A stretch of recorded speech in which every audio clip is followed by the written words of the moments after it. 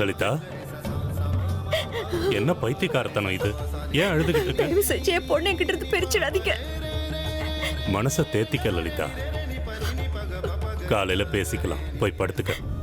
எல்லாருமா சேர்ந்து ஏற்கனவே முடிவு பண்ணிட்டீங்கல்ல, என் பொண்ணு என்கிட்ட இருந்து இப்படி பிரிக்கிறீங்களே. லலிதா, என்ன பேசுற நீ? நீ சொல்ற மாதிரி சுந்தரிக்கு கல்யாணம் பண்ணாலும் புருஷன் வீட்டுக்கு போக போறா. அப்போ உன்னை விட்டு பிரிய மாட்டாளா? அந்த விஷயம் வேறங்க. உங்களுக்கு புரிய மாட்டேங்குது.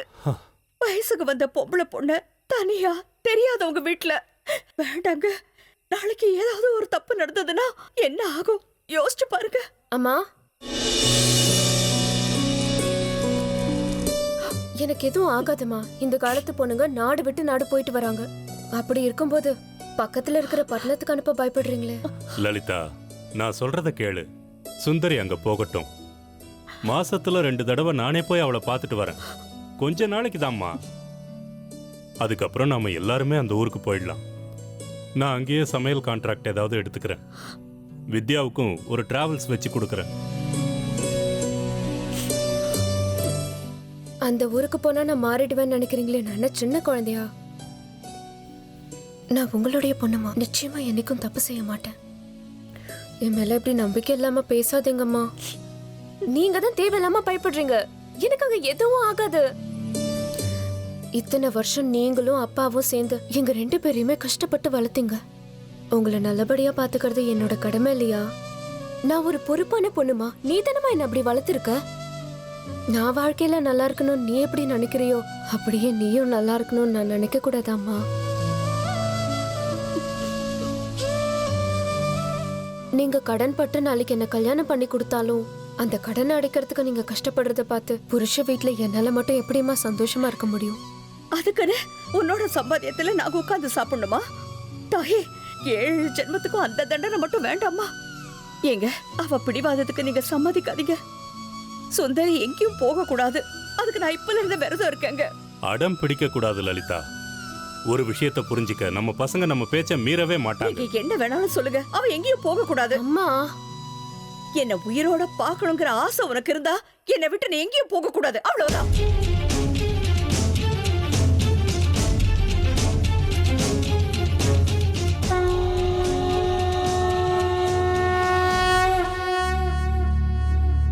இது காளிங்க வம்சத்தை சேர்ந்த மதுகேஸ்வரர் ராஜா காலத்துல கட்டின கோயில் வடிவம். உற்சவத்த அன்னைக்கு அதிகாலையில பிரம்ம முகூர்த்தத்துல, அதாவது சுமார் காலையில 4:40 பீடத்துல இருக்கக்கூடிய சக்கரம் வெளியில வரும். அடுத்த நாள் ராத்திரி 11:40 வரைக்கும் பண்டிதர்களும் பூசாரிகளும் சக்கரத்துக்கு பூஜை புனஸ்காரம் எல்லாம் பண்ணுவாங்க. அதுக்கப்புறம் நடுராத்திரி 12 மணிக்கு கோவில்ல இருக்கக்கூடிய கதவுகள்லாம் சாத்தப்படும்.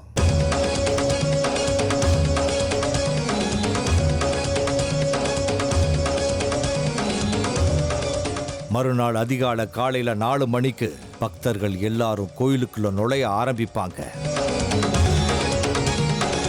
இவ்வளவு கூட்டமா மக்கள் நிப்பாங்களே, இதை தாண்டி நீங்க எப்படி உள்ள வருவீங்க? கூட்டம் வர்றதுக்கு முன்னாடி முத ஆளா நானே உள்ள வந்துருவேன். முக்கிய வாசல் வழியாவா வருவீங்க? இல்ல, பின்ன பின்வாசல் வழியா.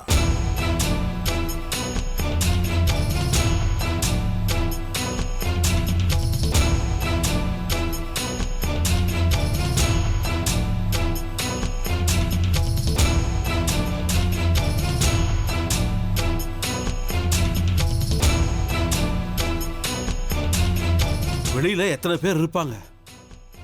யாருக்காவது சந்தேகம் வந்துட்டா? வராது. அது எப்படி?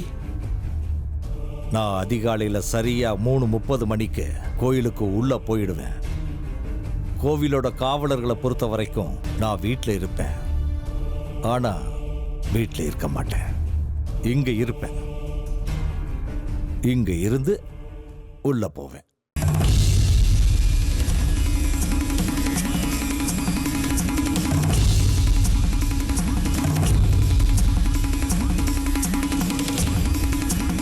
இங்க ஒரு சுரங்கப்பாதை இருக்கு.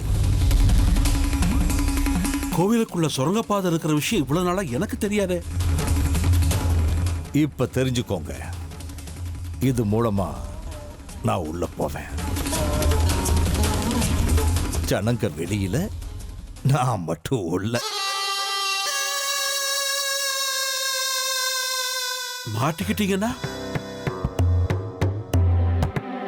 அதுக்கு வாய்ப்பே இல்லை. சுரங்கப்பாதை வழியா உள்ள வந்தனா கர்ப்ப கிரகத்தை நோக்கி போவேன். அதுக்கப்புறம் கர்ப்ப கிரகத்துக்குள்ள போயிடுவேன்.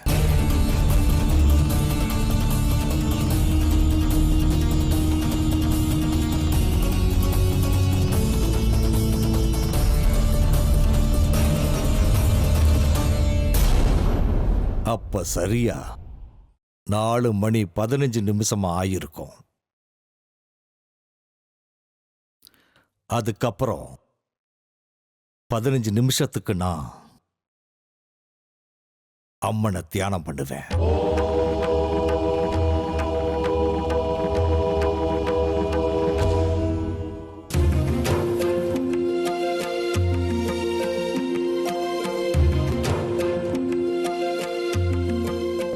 தியானம் முடிகிற நேரத்துல மணி கரெக்டா 4:30 ஆயிருக்கும்.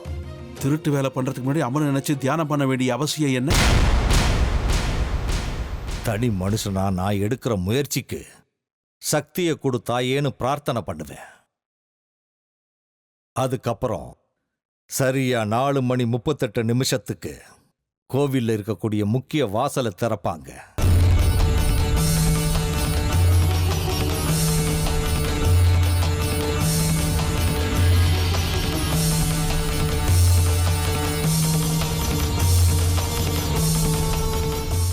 அந்த வாசல் வழியா ஜனங்கள்லாம் கோவிலுக்குள்ள வர ஆரம்பிப்பாங்க. நேரா கர்ப்ப கிரகத்து வாசலுக்கே வந்துருவாங்களே.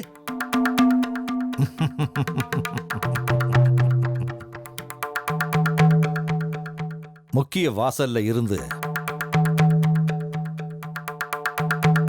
கர்ப்ப கிரகத்தோட வாசலுக்கு 700 மீட்டர் தூரம் இருக்கு. அங்க வர்றதுக்கு குறைஞ்சது 7 நிமிஷங்களாவது ஆகும். சரியா கடிகாரம் 4:40 அடிக்கும்போது ஸ்ரீ சக்கரம் மேல வரும். அந்த நேரத்துல ஜனங்க எல்லாரும் கோவிலோட மத்திய பகுதியில இருப்பாங்க. அந்த நேரத்துல நான் சக்கரத்தை கையில வச்சுக்கிட்டு இருப்பேன்.